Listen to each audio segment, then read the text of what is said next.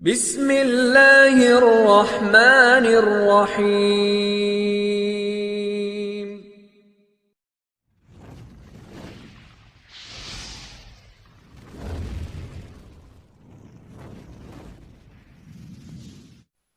السلام علیکم دوستو، امید کرتے ہیں کہ آپ خیر و عافیت سے ہوں گے۔ دوستو، ہماری زندگیوں میں اکثر و بیشتر معاملات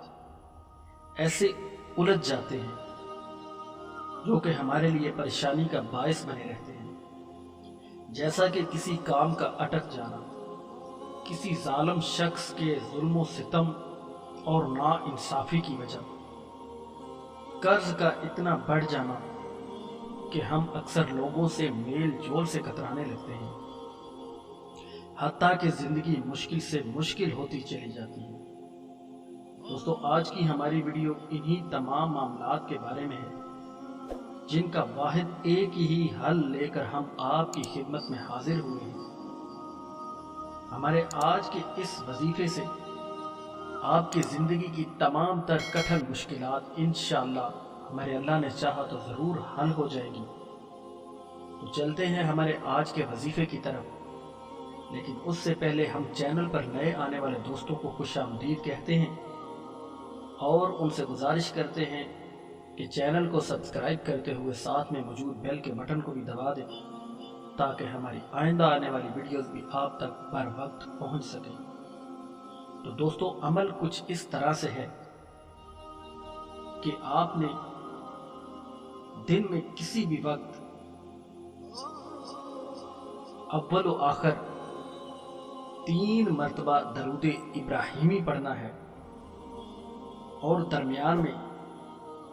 ابھی جو آپ کو سکرین پر دکھائی دے رہے ہیں اللہ کے نام آپ نے 7 مرتبہ ان کا ورد کرنا ہے، یعنی پہلے 3 دفعہ درود ابراہیمی پڑھنا ہے، اس کے بعد 7 دفعہ یا سبوح ہو،